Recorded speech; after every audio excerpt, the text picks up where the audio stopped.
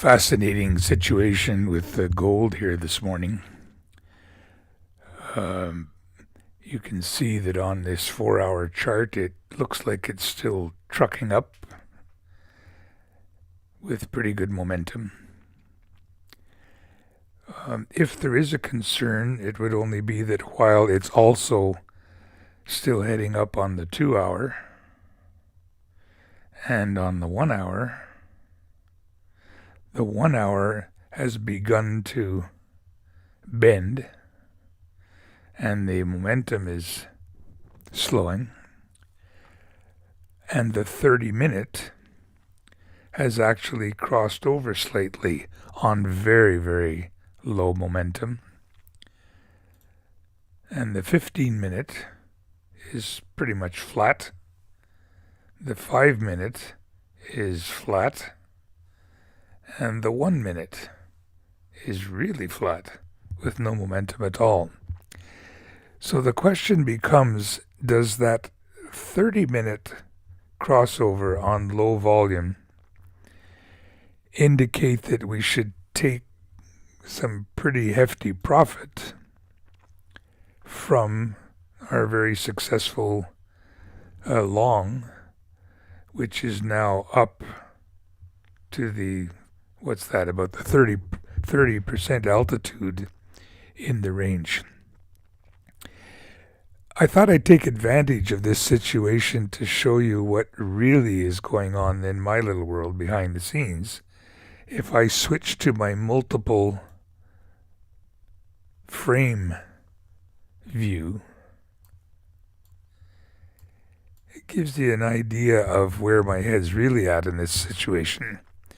The gold is over here. Let me just get rid of the crosshairs for a second. Gold is over here, and that's how it looks on the 4-hour, and we're concerned about the 30-minute. But take a look at the rest of this stuff. The yields have powerful down signal, lots of momentum, and the alert panel is almost full concordance. The treasuries themselves are on a powerful up signal, huge momentum, and almost certainly complete concordance on the longer time frames anyway. And the dollar is still on a downward signal with pretty good momentum, and it's right up at its upper range as well. So when I take those three all together,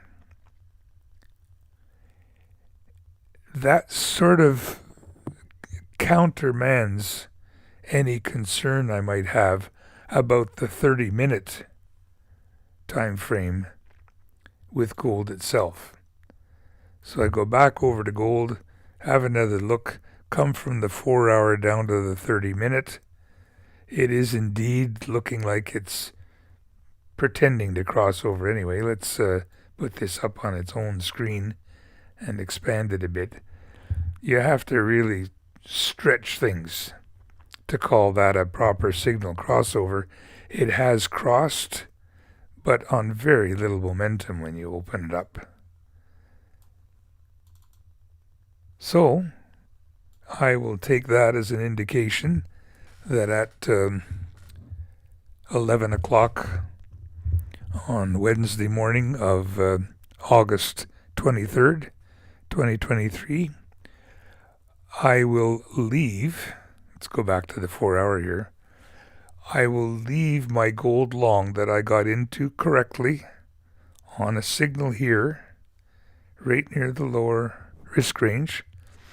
I got some at about 1889, some at 1901, and some at 1905 or 6, something like that anyway.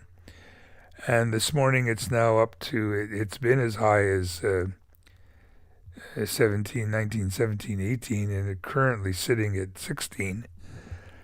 So I think I'll take all of that as an indication to just be patient, leave it where it is. I'm very nearly at my max on this one, which is why I'm paying so much attention to it. And I would normally, as those of you that have followed my various posts over the months know that I often automatically take profit when it gets to 20, 40, 60, 80% altitude.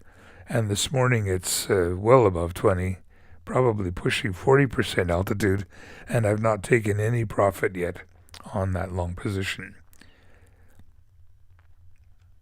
Anyway, that's how quite a few people have asked how I use the shorter time frames to color what I'm seeing in the longer time frames. And that will have given you a bit of an idea not only of how the shorter time frames, but how the adjacent correlated and non-correlated tickers help make a decision within the main one, the position that you're actually in. Bye for now.